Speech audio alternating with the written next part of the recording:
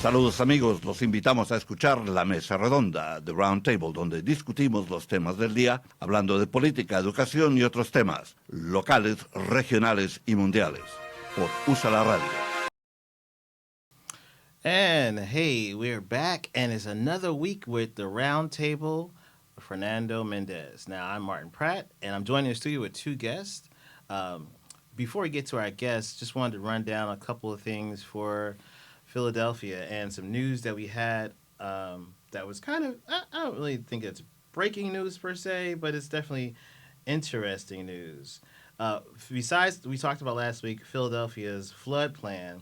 We actually, have a plan to move people outside of the different parts of the city, like Germantown or Northern Liberties, and to make sure that by 2040, that we're prepared for the rise in the sea level.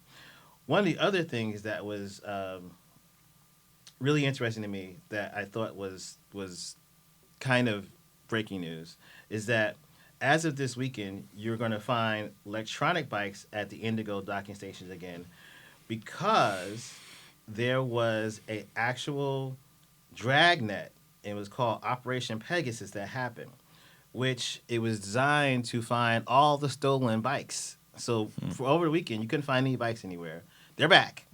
And the reason why they were taken away was to identify where all the stolen bikes were. So we got back 10% of the bikes that were stolen. Shout out to the Philadelphia police force for making sure we can ride safely, and we actually have bikes. With that, we're joined in the studio two guests, friend to the show, Marwan. And Marwan is a professor at Westchester University, yes. Excellent. And he has a guest with him who's visiting it to us from Germany, and it's Martin Kaiser. Right. Kaiser? Yes, Kaiser, Kaiser, you would say. Got yes. It. And Martin's visiting us from Germany. And so, Marwan, tell us a little bit how you met Martin and what kind of work you guys have been able to do together. Well, we met through mutual friends about, how long ago was it, 10 years ago or longer? About 10 years ago. 10 years ago. And I've always been interested, and I've done in the past, student exchanges from the various universities I've worked with. And by meeting Martin, we decided that this is a really good potential relationship, a working relationship, where I would send U.S. students and go with them to Germany to look at issues that happen in Germany and the United States, comparing them. And we've since become very fast friends. I've been taking groups of students there virtually every year. Mm-hmm. And it's a great cross-cultural learning experience for everybody, for the German students, for the American students, for me. I assume for Martin too, but he can talk about that. So It's worked well, and we're doing it again this summer. Mm-hmm. Actually, this was through one of your students. She had joined some of my programs, international programs of civic education and diversity trainings, and she went over here to study here, and then she said, I need to bring you two together. And that's what she actually did. So I came over here, and we talked about the programs and started them straight away, and that was very interesting. And I've been doing this on my job for a while, cooperating with different countries and running exchange programs. And sometimes I also ran programs here in the U.S., taking Germans over here to see what's going on here. What I always wonder about exchange programs, what are the metrics for success when you look at, let's say, 5 years in, maybe you've had, 20 students come over or whatever the amount is. What's the measurement for success in an exchange program? Well, it is the change in your perception, the change in your mind, the additional things that you learned. When you look at students' evaluations at the end of the program, and sometimes we do a journal and they write about their experiences half a year later or a year later, and then they would say, this program was a real eye-opener. I hadn't been anywhere abroad or only traveling as a tourist and really diving deeply into some topics. They said that really changed my mind, and it really added a lot to what I had experienced before, on politics, on history, on culture. Like, how do you deal with diversity? Whom makes diversity nervous? In which country? In the United States and in Germany? An interesting question. And then you follow up and you meet people from different groups, different minorities, different ethnic, religious backgrounds, and you talk about it and you look at how do they live together. And that's very interesting for them. Or let's say another thing we just talked about yesterday, you bring along textbooks on history from school, of university, college. You look at them and you see how different perspectives are. And that usually is an eye-opener because some people weren't aware that you can look at the world from a totally different perspective. And that's something you can't really read in a book. It's something you experience when you meet the people. Right. Now, is that so? I'm an analytics guy, so that's why this question is intriguing me. So we have a term here, we probably do use it in Germany, KPI, key performance indicators. And so that's one of the things that really is kind of used as a measurement tool when I have to pitch business ideas or even, I'm working on a documentary film. And that's one of the things the investors want to know is what's the key performance indicator of how the audience is going to be, how are we going to reach the audience and how is the audience going to be impacted, right? So the takeaway for a movie or a documentary is we actually have to organize folks into a watch party. And then because of the watch party, we should get some feedback on, right? And so this documentary, though, is explaining how to do solar paneling for people who are underrepresented in the solar panel, we'll say the green space, which is black and brown folks. Out of about, I think it's about 70 people who have solar panels installed in their house in Philadelphia in the last 2 years, 10 are African American or Hispanic. So with that said, one of the things I have to do is organize it to a watch party, take a survey, 6 months later, 7 months later, a year later, check back and see how many people actually decided to get solar panels because they watched the documentary. And so that would be a key KPI, key performance. How many people actually... So I'm saying I gave you that context to say, do you take any kind of survey after the students graduate? Do they have to write an essay? Do they... how do you measure... What you just said was excellent as far as what you expect to see, to receive as a student. But from a school perspective or a professor perspective, how do you measure what these students actually got? That's a good question. I think one of the things we do is we do like a pre-test, post-test kind of thing. So when they first arrive, we do various mechanisms to, what do you think of Germans, right? Come up with pictures, and we use pictures or things like that, and from the Germans, what do you think of Americans? And they come up with like, usually, I mean, with the Germans, they come up with a Nazi signal, like, symbol. They come up with things like that. With the Americans, they come up, the Germans looking at the Americans look at McDonald's and, walls and things like that. Yeah. So, and then we look at and hear what they say afterwards. And it's more it's qualitative, not quantitative. And starting with those pictures, it's when you look at it from the perspective of intercultural learning, it's the difference between self-perception and outside, or self-image and outside perception. Got it. And it's interesting. The Americans would listen. What comes up in German minds when you hear United States, and they would get that down. By the way, they wouldn't write it. They would draw symbols because that tells a lot more. And then we discuss this. And if you come back to that picture after 2 weeks program, you see what you would add, how you would change things. The United States is not only McDonald's, not only Trump. Germany is not only Mercedes and beer and Oktoberfest. You see how you differentiate, how you add things. And that's basically what we do in the program. We add perspectives, ideas, attitudes, notions, facts to those you already had. And then in the evaluation, after 2 weeks, we ask the question, what do you take home? A, on a personal scale, and B, for your professional career. And then they would write things down saying, oh, definitely, I want to get involved into some kind of diversity work. I want to volunteer. We even make them draw outlines for follow-up projects they are going to implement back home. And that, so they would actually do that when they come back home. And that shows, the success rate on activity scale. They are really active. So, one of the things I think is really important is that, yes, they are. We try not to do lectures as much. It's mostly interactive things. But one of the things which I think is really important is just the fact that we pair German and American students in the same room.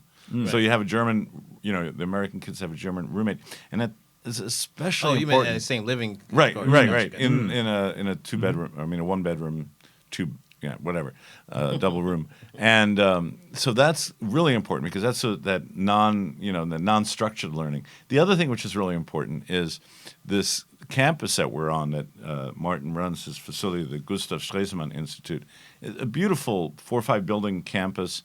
The oldest one was built in the 1500s. Yes. So it's beautiful. It's rural area. 1541. 1541. Exactly.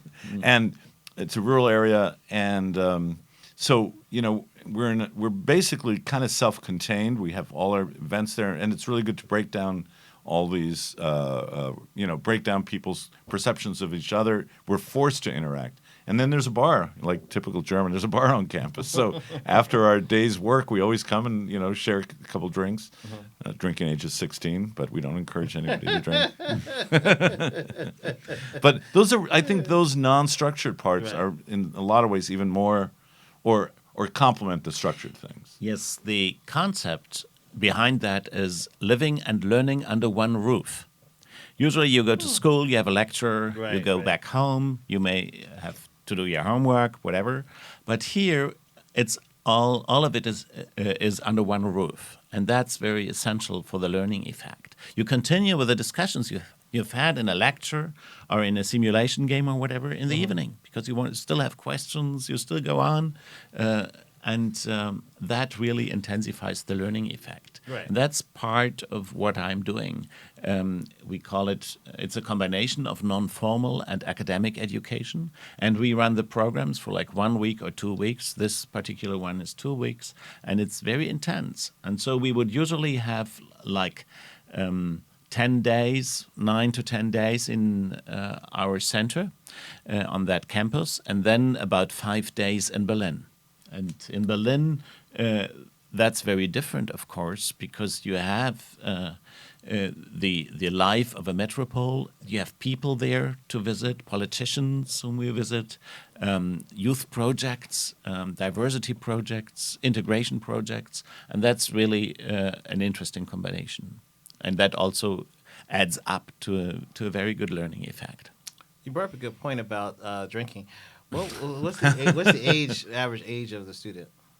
They're usually mostly sophomores and above. Okay. So what is it, 19, 20? Yeah, right. Sophomores. So, Okay, cool. But we had older students. We had 2 years ago a guy in his 40s and 50s were there. Yeah, sure you did. So like older. That's older. He's like, but, I want to go to Germany. Yeah. Right. I want to drink beer.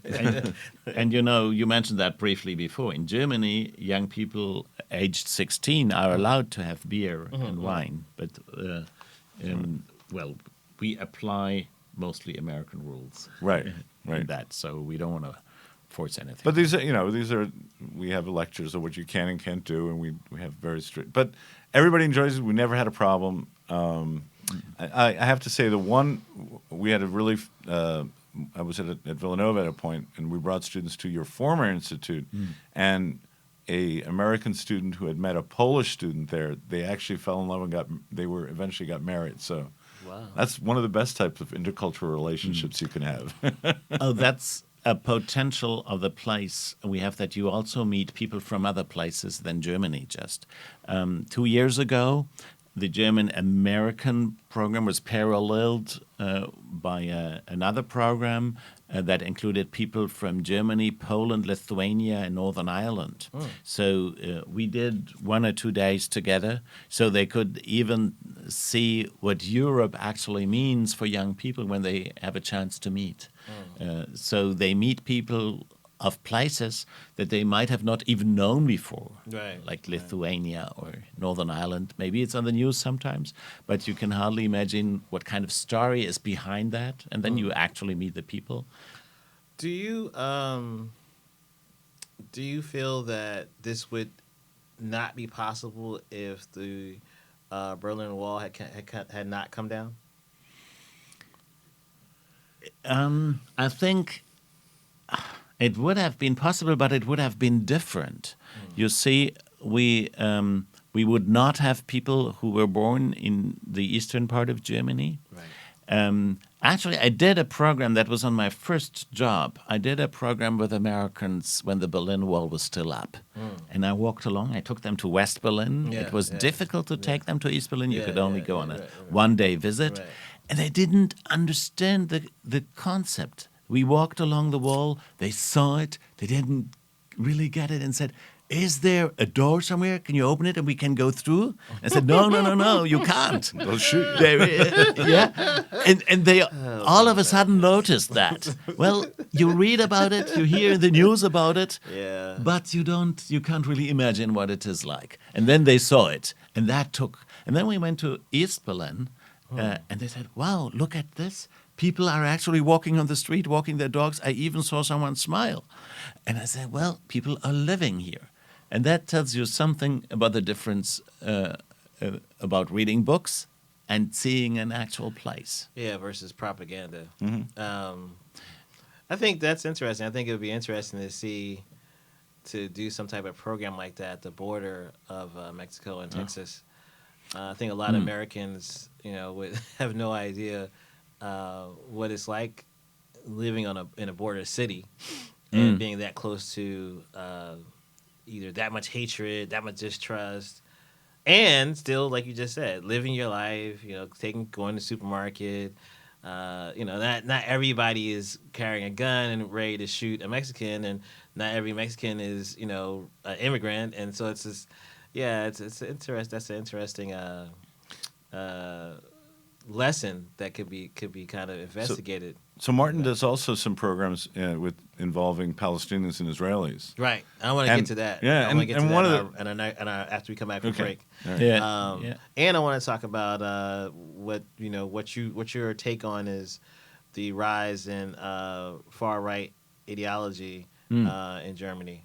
So this is a roundtable with Fernando Mendez, and yes, I've been reminded I'm Martin Pratt. That's the title is the roundtable with Martin Pratt.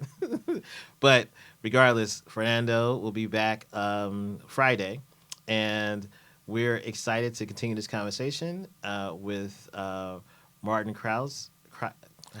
I don't know why I'm sorry. Kaiser about that. Sose. Think of Right. Kaiser Thank Sose. you. Martin Kaiser and Marwan, Professor Marwan. And we'll be back in a few minutes.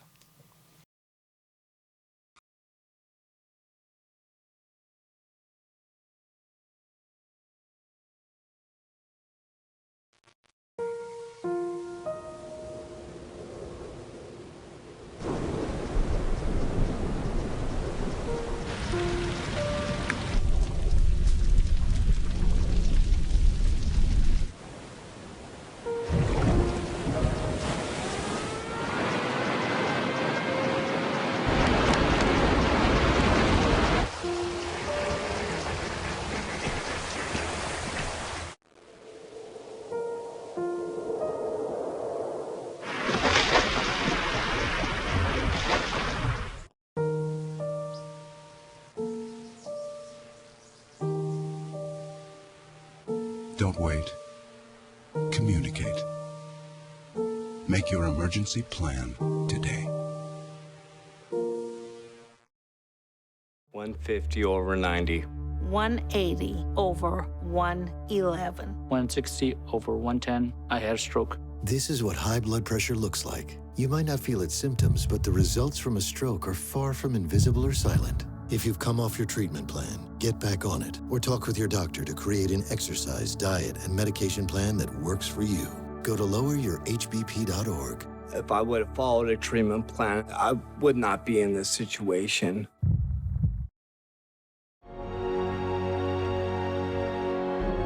If you're even considering getting your high school diploma, go get it.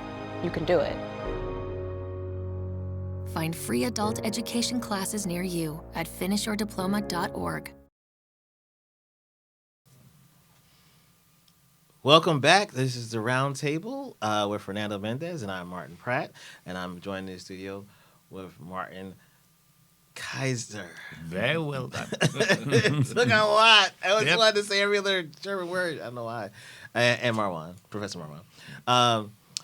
And we were talking before the break about the exchange program these two gentlemen have and their success they've had with the different students visiting Germany, visiting Philadelphia, the American-German relations, and just diversity in general, and diversity of thought and ideas and exposure.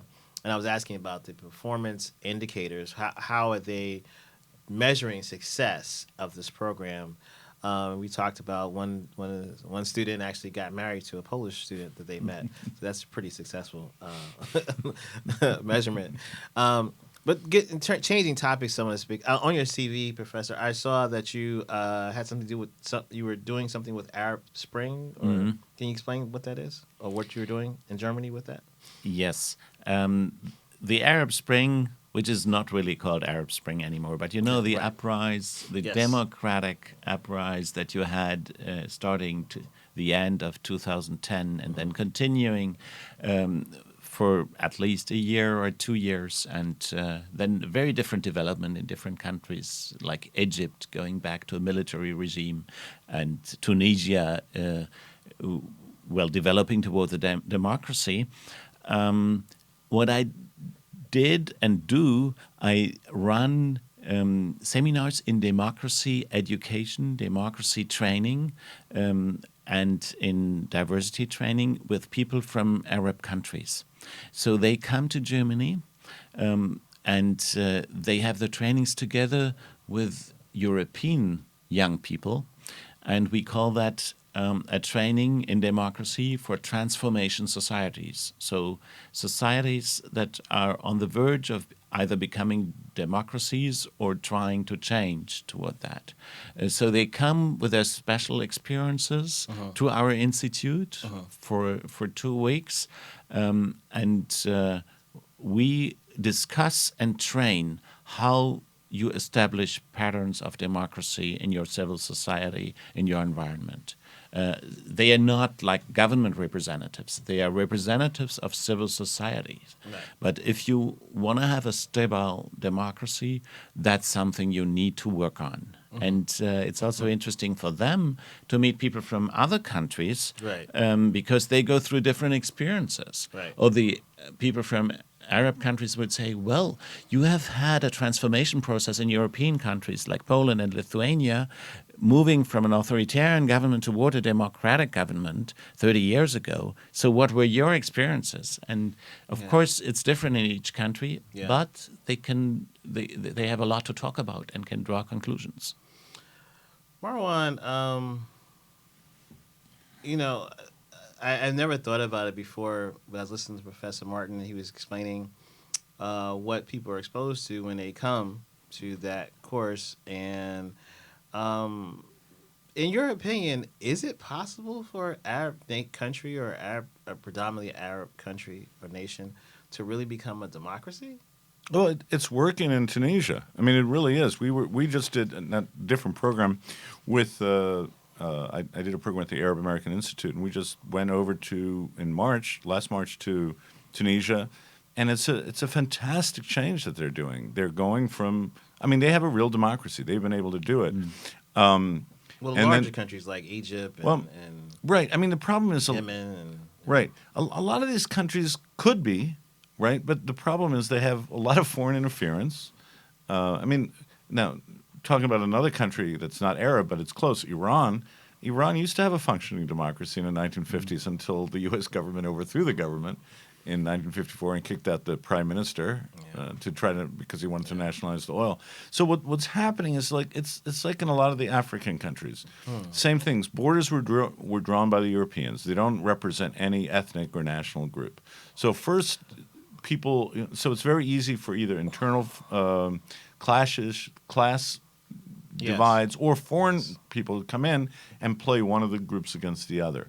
And same thing in the Middle East. You have tribes, tribal relationships, religious differences, and these things can be used either by internal actors or And in Turkey, you had the issue with the Kurds. In Lebanon, you have 18 different religious groups. But all these groups tend to be, they could be used by outside forces or internal elites for divide and rules, and it's been very successful. And the democratic countries outside of them aren't really helping. The U.S. isn't promoting democracy. Just one point about that before I go to you, Professor Martin. You mentioned Lebanon. Do you consider Lebanon now a stable country? It's a country in transition. That's a country that has always been democratic. They never had a dictatorship. They had some internal conflicts, but it's a country that's very democratic, always elects people. It's imperfect democracy, but what isn't. Right, correct. Is it stable? There's comparatively to whereas 20-some years ago. Yeah, I mean, much more so. And one thing about Lebanon is they've always had a weak central government, which basically means they have a very strong civil society. So, countries with very strong centralized government, put their civil society people in jail, right? Right. right. And I think that's what our president is trying to do, but that's a whole other issue. Yeah, it's not going to work, though. You asked about learning effects, and I could give you an example from those seminars. We asked them to present their stony path to democracy from each country. Right. So we had a presentation of the people from Egypt and Tunisia and so on. And then we had a discussion. And one of the Egyptian participants asked the Tunisian group, now, after seeing all this, did you actually have a revolution in Tunisia, yes or no? And there was the group in front, the group from Tunisia, and the one guy, Jacques from Tunisia, said, yes, of course we had a revolution. We threw out our dictator, Ben Ali, and he left the country. Then there was one of the ladies, the young women, saying, no, we had no revolution. You see, the people from the former government, they are in power now in a political party and so on, but you see.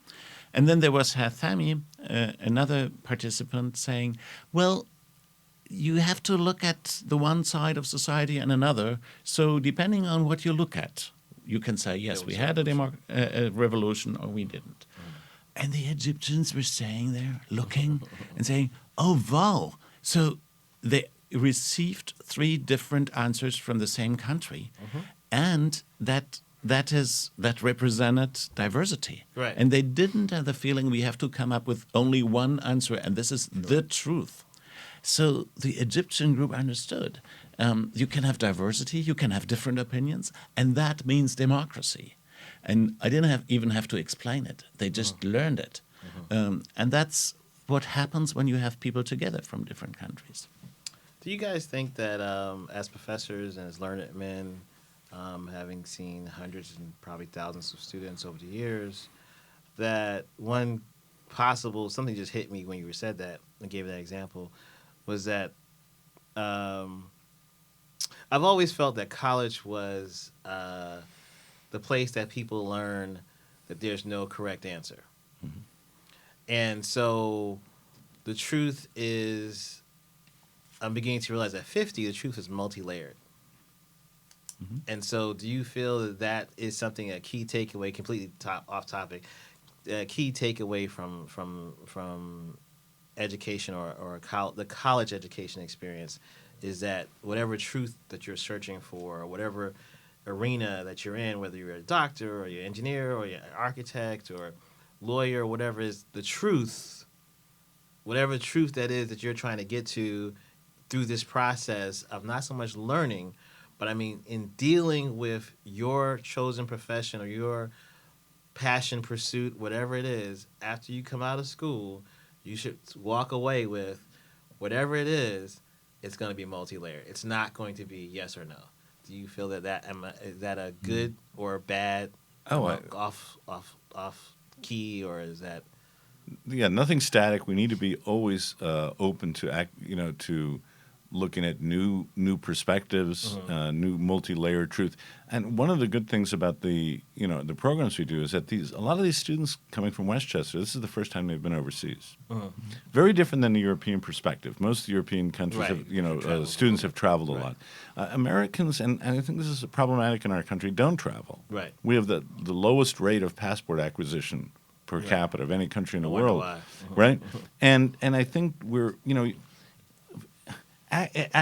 being academically and lazy is. Let me put it this: it's kind of nice to have answers to everything.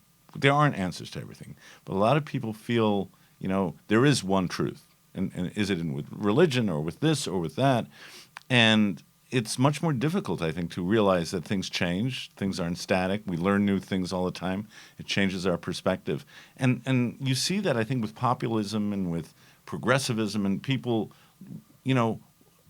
it's kind of comfortable to have the whole truth and all answers. It's not possible, but it's comfortable. I like the phrase multi-layer.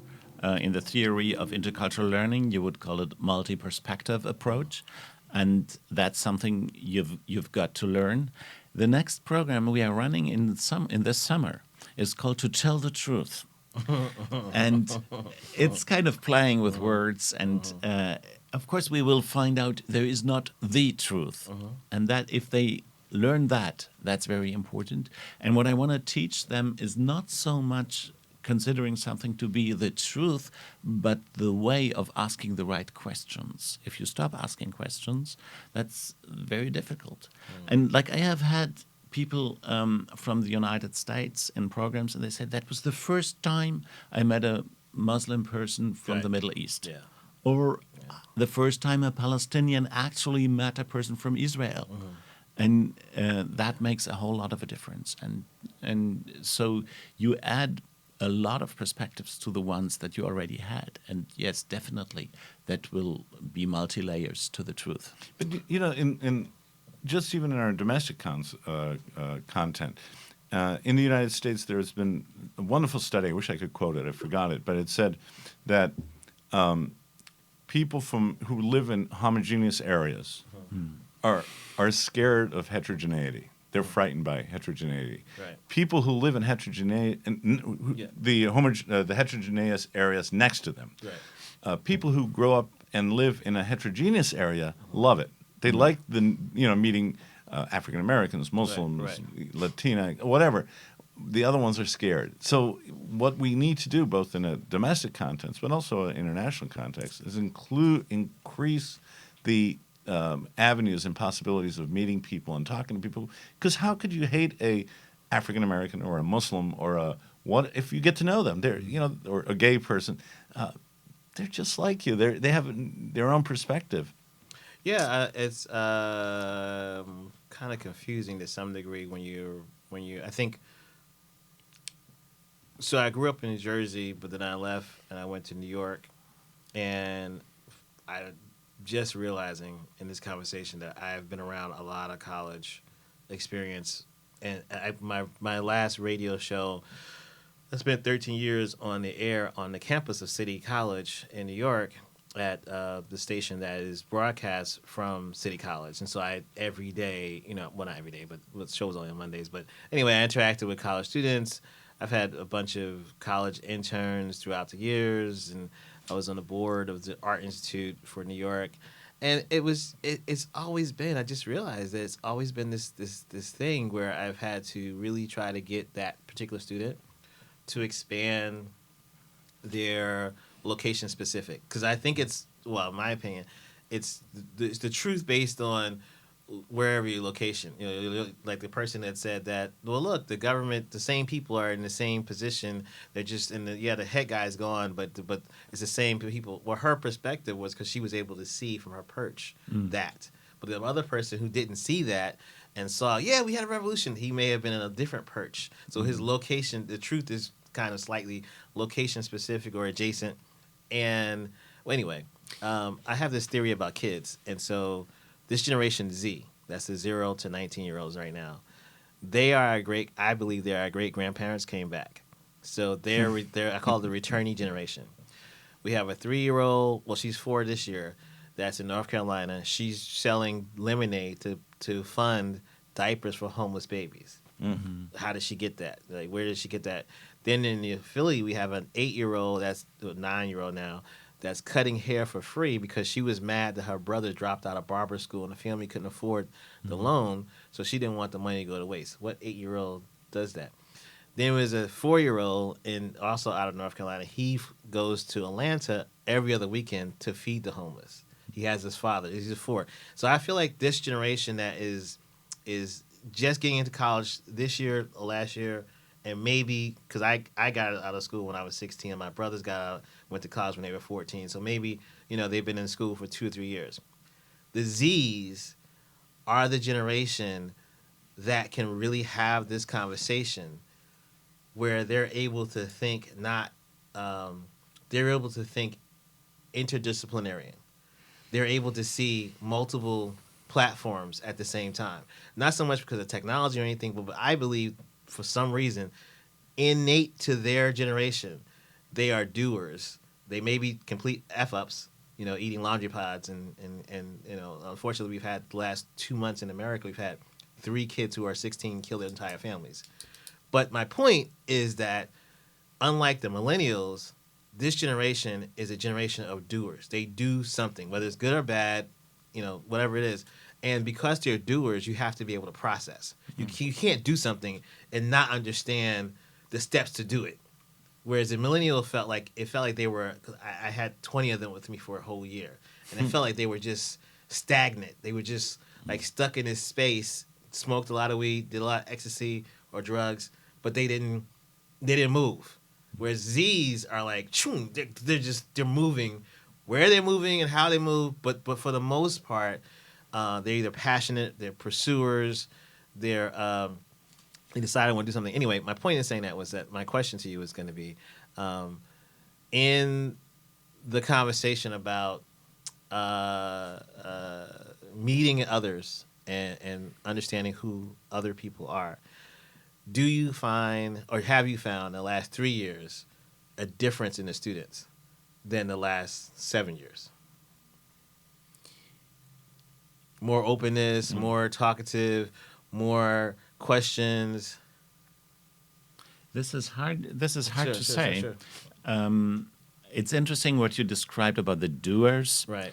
I feel, I see this, but I also see more questions coming up because when you're doing things, you also need a space to reflect it. Right. And I think that's our chance. Right. And that's what we are doing in the program. I really appreciate when people are active. But they should put that into context. And so maybe they need some people and some space and a room and an idea to reflect about it. And that is something we can provide. And so that might be the chance we can provide for this generation. And that's what we are doing in the programs. Right. Well, we'll be right back. This is The Round Table with Fernando Mendez here on USALA Radio, and we'll see you in a minute. Mm-hmm. I came out in the 11th grade. Nobody was embracing you. The kids were cruel. It was very difficult to be gay. Not completing high school is more of a social thing than it was an academic thing. And even though all these years have passed, I still had that longing to have my diploma. I have a mentor, Maria, and she convinced me to continue my education. She just never judges. She's a true role model. From the depths of my heart, I thank you, Maria, for being a friend and a beautiful person. No one receives a diploma alone, and I'm honored to share this moment with you. Thank you. If you're even considering getting your high school diploma, go get it. You can do it.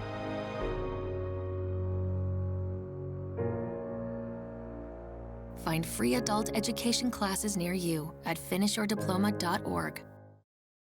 150 over 90. 180 over 111. 160 over 110. I had a stroke. This is what high blood pressure looks like. You might not feel its symptoms, but the results from a stroke are far from invisible or silent. If you've come off your treatment plan, get back on it or talk with your doctor to create an exercise, diet, and medication plan that works for you. Go to loweryourhbp.org. If I would have followed a treatment plan, I would not be in this situation.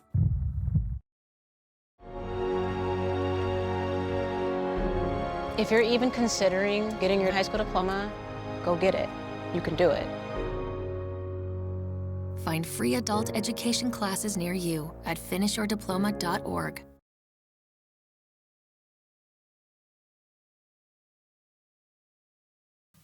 Hey, we're back. This is the Roundtable with Fernando Mendez, and Fernando will be back on Friday. I'm Martin Pratt, and I'm here also with Martin Kaiser and also Professor Marwan.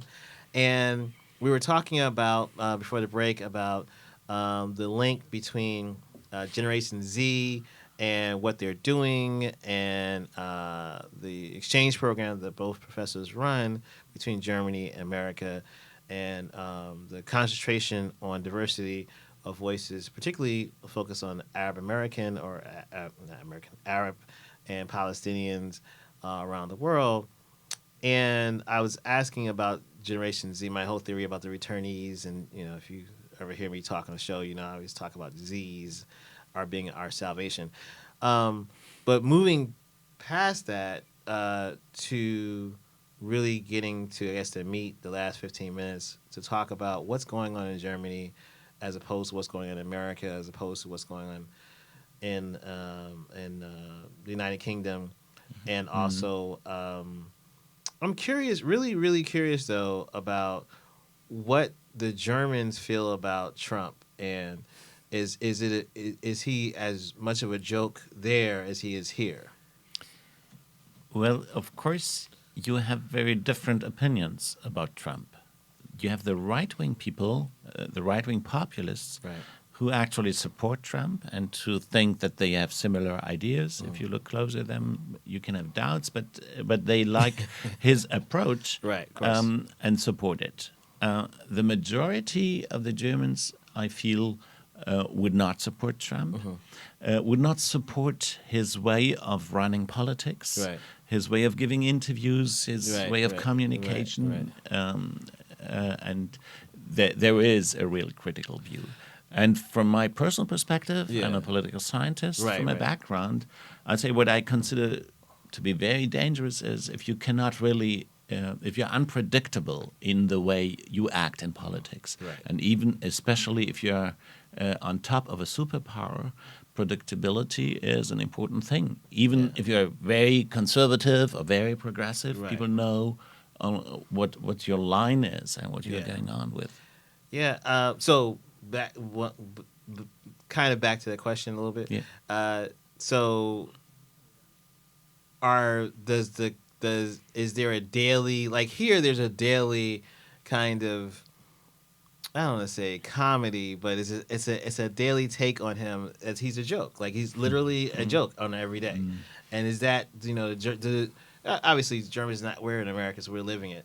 But Germany, is it once a month, once a week? They go, oh, Trump, this is what this idiot did today. Is that, or did this month?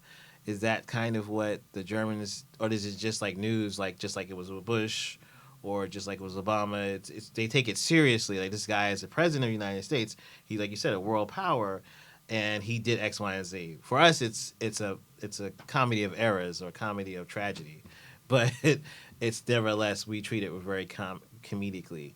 I'm wondering around the world, you know, something in Germany, is it looked at as a comedy, or is it taken seriously? In Germany, Tragedy, maybe. Yes, in Germany we have a different political culture. We are not as extreme in our freedom of expression, and we have stronger limits legally and also in, let's say, culturally, meaning political culture. Right.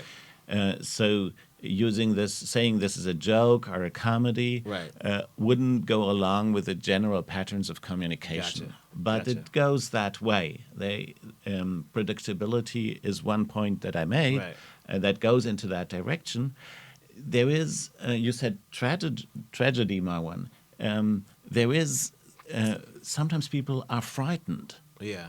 Look at what happened in Iran Right. some months ago. Right. Many people were frightened that he would start a war that you couldn't maybe stop after a while. And that's a real concern, and nobody would think that's funny. Right. Right. So Absolutely not. So that's my take on that. And people wouldn't understand how so many people could vote for a person like him. But we also don't understand why many Germans vote for people of the right-wing populists. So yes, let's definitely have that conversation. For years, I've been tracking the rise of neo-Nazism in America through a bunch of different lenses. One lens, because I'm not really a journalist. I'm considered a journalist now, but when I started tracking, I was more of a talk show host than anything, and had no journalism training or background.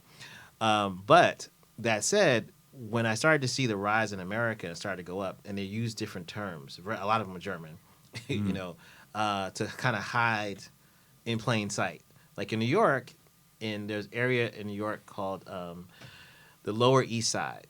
Is a lot of bars, black windows, and German words in the window in early 2000s, late 90s. And I couldn't understand, I would walk, no, you don't know. But Lower East Side is a lot of Hispanic and poor Hispanic, poor black. Not really, and some poor white folks. And it never really felt like it was a place you couldn't go. Like there's, until you get to certain blocks. And it was just like, you felt real uncomfortable. The energy felt real uncomfortable. When you see these guys with these boots, these big black boots on, and all these tattoos and earrings everywhere. This is in the late 90s.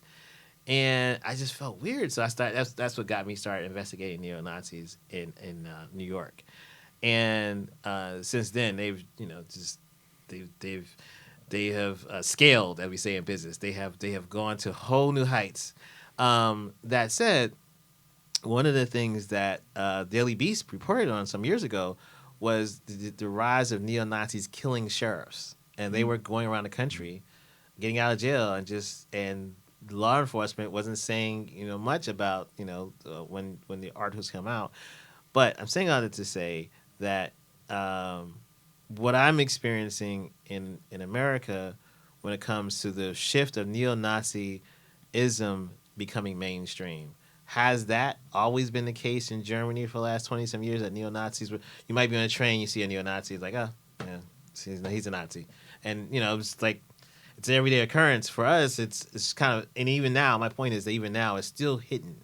Even though they're mainstream considerably to where they were 20-some years ago, it's still, most Americans don't know the neo-Nazi right next to them. But in Germany, is it just like, oh, my neighbor's a neo-Nazi? I wouldn't say it's mainstream, because mainstream would imply there is some kind of majority behind that. Gotcha. That's definitely not the case. In Germany, you have another issue. You don't only have neo-Nazis, you also have or had the old Nazis that were around. Right. So that's specific. Right. The specific situation in our country. I mean, now biologically that has ended. Right. But like 20, 30 years ago, they were still around. Right. And there is a different culture in our country and a different way of politically addressing it due to our history. Here in the United States, you're allowed to use the swastika. This is forbidden in Germany. Here you can print Mein Kampf, Hitler's book. In Germany, you can only print it with a comment and not buy it without comment. The famous films of the Nazis, I saw the one when I studied here in the U.S., The Triumph of Will. Oh, yeah. I saw it in the original language, German, with English subtitles. Sitting in the audience, I thought, oh no, hopefully nobody will notice that I'm German. Right. Because I was so embarrassed seeing it. And seeing that, I understand that it's still forbidden in Germany because it would still attract people's sense for formation, for that specific culture. And now the neo-Nazis, the right-wing populists, they are pretty pretty strong. They try to downplay what happened in the Nazi time. Yeah. They try to impose a kind of Germanic leading culture and xenophobia and so on. And I couldn't call it mainstream, but they get a strong support because, the other political parties, I think they made many mistakes in not addressing the issues probably that are at hand. And so that makes them become strong. But I think a very important difference, and this is touching on this, between the United States and Germany is the concept of the culture of remembrance. And one thing Germany has done well, and we have to give kudos to them, is that they haven't it's not that they haven't forgotten their past. They keep on teaching the past. In America, we don't teach our past. No, they don't want. You're right. Hardly any of my students knew about the Japanese internment. Yes. Very few of them knew about smallpox that we gave to the the Indian removal acts and so forth. In Germany, every student has to go and learn about these things. And I think one of the success of Germany, and you may agree with not with me, but look, 2-3 years ago, Germany took in 1 million Syrian refugees. Right? Unheard of a country to do that. I mean, if you compare it to the United States, where we take in at the height of Obama, 120,000. Now Trump's got us down to 10,000. But a country, what's Germany, 80-some million? 80 million. Taking 1 million refugees is pretty dramatic, and it shows that in various sectors there's still the concept of what happened, and let's teach it. They don't do that in Eastern Europe. In Eastern Europe, they forgot their past. It was all the Germans who did the bad things. Germans did bad things, but they did their own bad things.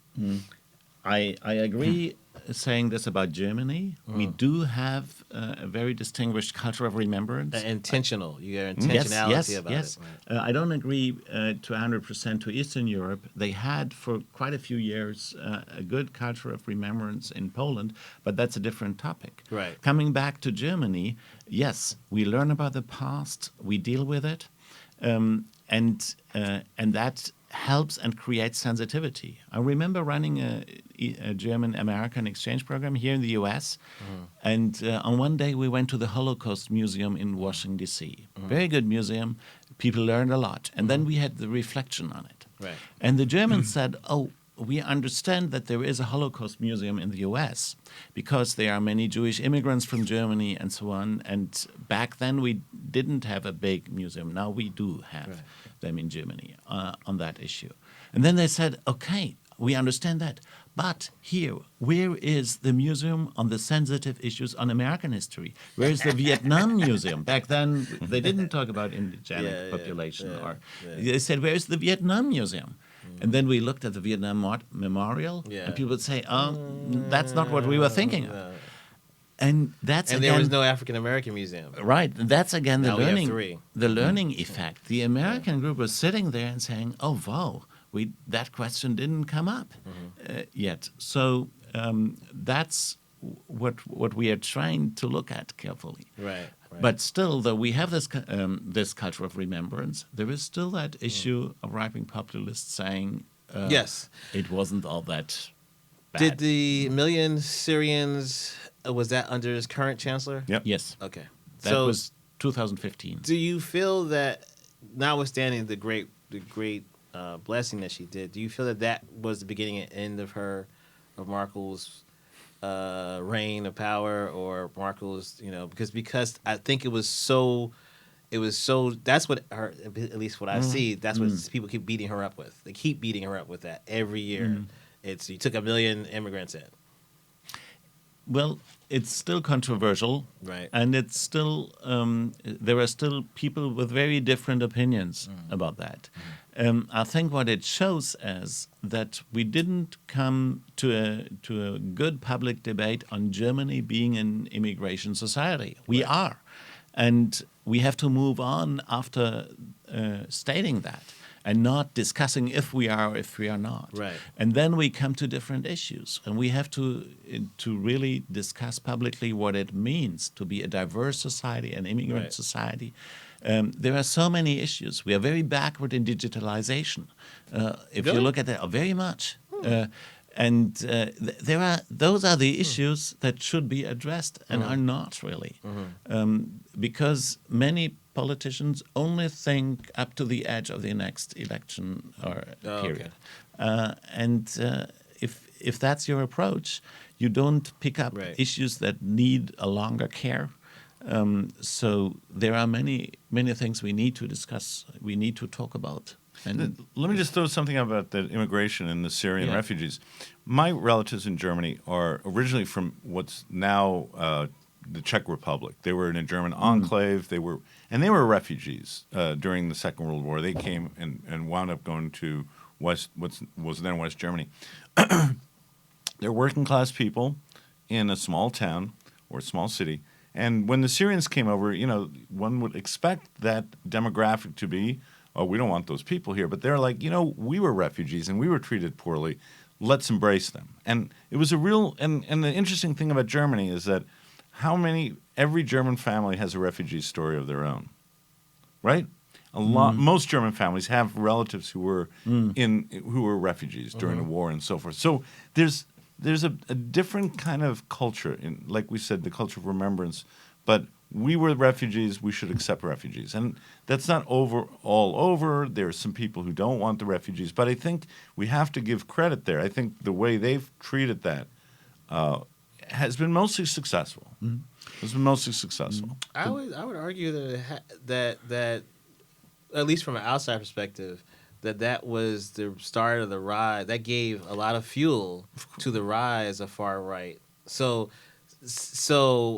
the intentionality that Germany has for remembrance, if that can be applied to I don't know if it's the word remembrance, but appreciation, maybe a new culture of appreciation for what immigrants. I don't know if there's any intentionality coming around. I don't know if there's a foundation or someone like a George Soros type in Germany that says, "Hey, look, they're here now. Okay, so we gotta accept this, and let's publicly figure out how to appreciate our fabric." And unless that happens, it feels like that's going to be used to tear apart all the culture of remembrance. This number and the act, but I think it's more the number. It feels like on the world press is constantly talking about the number, not really talking about what you're talking about as far as the stories and as far as people feeling like less acceptance. And I never heard the culture of remembrance. So that's another issue that the press is not even talking about.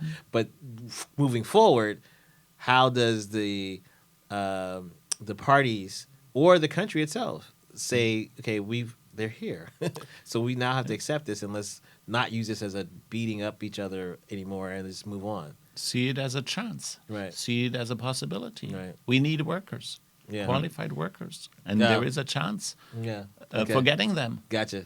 Gotcha. In the small town that he has this thing. How many Syrian doctors are there working in there? 5 Syrian doctors are working as doctors, and that's pretty amazing. I mean, if you think about it. And this is like rural Germany. Right. Very, not immigrant friendly. I mean, immigrant friendly perhaps, but not diverse. Yeah. You need to see the potential that's in there, and that could work. Excellent. Well, this has been the Round Table with Fernando Mendez. Fernando, love that. Fernando Mendez, and I'm Martin Pratt.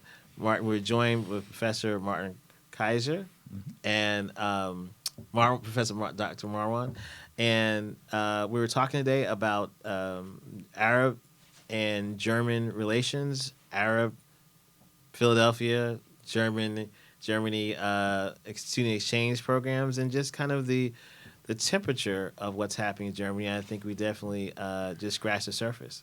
So we look forward to having you back whenever you come back to Philadelphia, and so we can talk more specifically about the politics involved around Germany, even if it's a year from now, if you come back. Definitely, you're a friend in the show now, so thank you for joining us. Thank you. Mm-hmm.